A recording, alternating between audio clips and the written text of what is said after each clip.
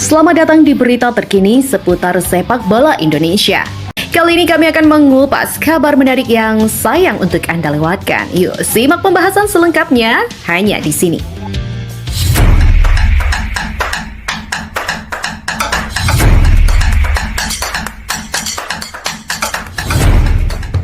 PSSI semakin serius dalam membangun timnas Indonesia dengan menggabungkan pemain-pemain keturunan yang memiliki potensi besar untuk bermain di tingkat internasional. Van Dijk, seorang gelandang muda asal Belanda yang memiliki darah Indonesia dari pihak nenek ayahnya yang berasal dari Jakarta, sekarang menjadi perhatian utama. Pemain yang kini bermain untuk SK Beveren di Belgia ini memiliki kualitas yang menjanjikan di lapangan. Pelatih terkenal di Eropa Ronald Koeman memujinya sebagai pemain cerdas yang memiliki potensi yang luar biasa. Dijk menandatangani kontrak profesional dengan ADO Den Haag pada Januari 2022 lalu. Karirnya terus berkembang meskipun hanya bermain satu kali di tim utama. Pada Agustus 2022, ia dipinjamkan ke Estoril Praia di Portugal. Pada Agustus 2024 hingga Juni 2025, Dijk dipinjamkan ke SK Beveren di Belgia setelah mendapatkan status permanen pada Januari 2023. Dijk telah menunjukkan kemampuannya sebagai gelandang bertahan yang kuat yang sangat dibutuhkan oleh timnas Indonesia, terutama dalam menghadapi tim-tim kuat Asia. Pengalamannya bermain di Eropa telah menunjukkan kualitasnya dan kemampuan untuk bermain di tingkat tinggi. Lalu apa kata Ronald Koeman? Pelatih terkenal asal Belanda Ronald Koeman memuji Van Dijk yang pernah bekerja dengannya di tim U18 Belanda. Koeman menyebut Dijk sebagai pemain cerdas dengan pemahaman permainan yang matang dan kemampuan teknis yang luar biasa, dan dia percaya bahwa Dijk memiliki potensi besar untuk berkembang lebih jauh dan dapat menjadi pemain yang sangat penting bagi tim yang ia bela. Pujian ini menegaskan keyakinan PSSI bahwa Dijk dapat membantu timnas Indonesia di masa depan.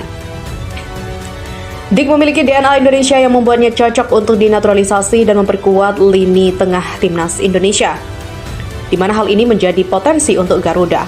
Posisi gelandang bertahan yang ia mainkan sangat penting bagi timnas Indonesia, terutama saat menghadapi tim-tim kuat di Asia. Kemampuan Dijk untuk mengatur tempo permainan, bertahan dan menyebarkan bola merupakan nilai tambah yang sangat penting bagi timnas Indonesia.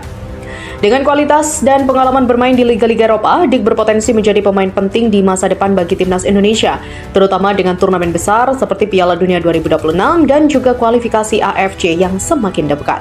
Proses naturalisasi dan harapan dari PSSI sepertinya telah berbicara dengan Van Dijk tentang kemungkinan naturalisasi.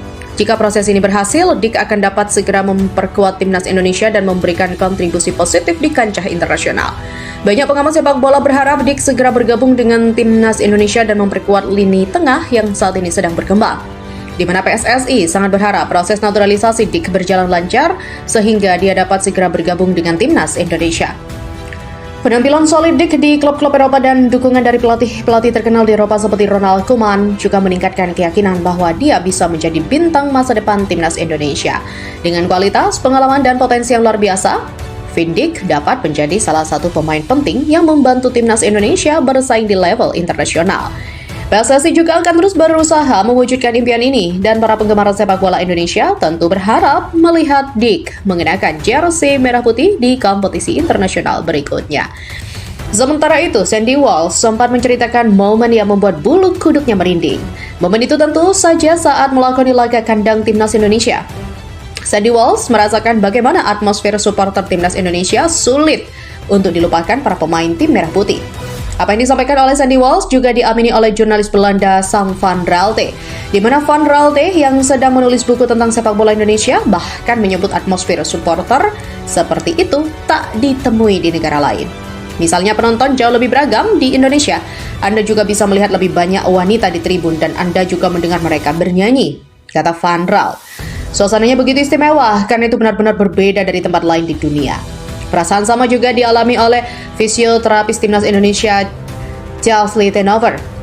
Menurut Tenover, gairah dan juga militansi masyarakat Indonesia terhadap sepak bola begitu besar dan luar biasa. Pria yang juga memiliki akar keluarga Indonesia ini mengaku sangat terhormat bisa jadi bagian tim kepelatihan Patrick Kluivert. Saya sebagai orang Belanda dengan akar Indonesia merupakan suatu kehormatan besar untuk terlibat dalam proyek yang luar biasa ini. Tenover bercerita, bagaimana gairah orang Indonesia seperti berasal dari dunia lain, fenomena yang menurutnya jarang ia temui. Ketika saya pergi ke mall selama periode pertandingan internasional terakhir, saya harus berkedip. Orang-orang datang dari segala arah untuk berfoto dan meminta tanda tangan para pemain, bahkan mereka memanggil nama saya. Anda mungkin berpikir bahwa sepak bola di Indonesia menyenangkan untuk ditonton dan suasananya mirip dengan di Eropa. Namun faktanya, para supporter mengetahui nama seseorang dari staf medis dan ingin berfoto dengannya. Hal itu mungkin tidak terjadi di negara lain. Atmosfer di Stadion Utama Gelora Bung Karno saat timnas Indonesia melawan Bahrain beberapa waktu lalu juga sangat sulit dan tak terlupakan.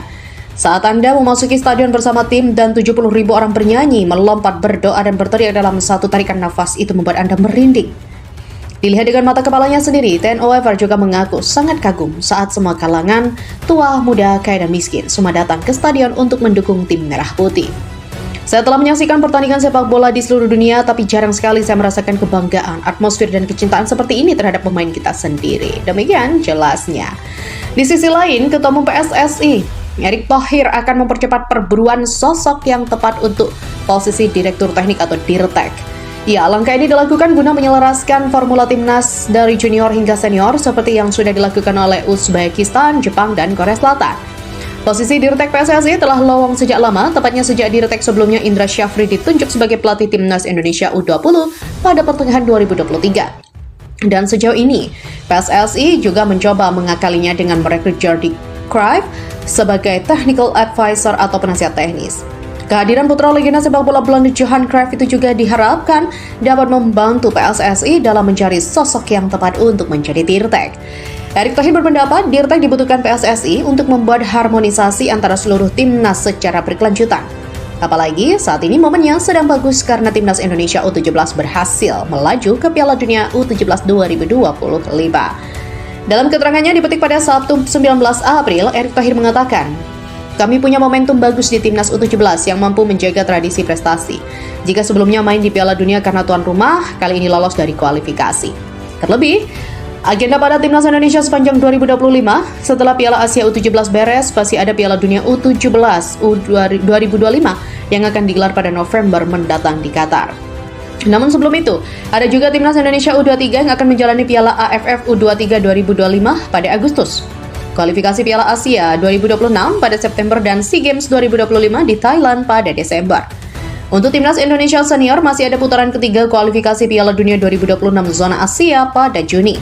Berpotensi lanjut hingga tahun depan andai Garuda maju hingga putaran keempat dan kelima.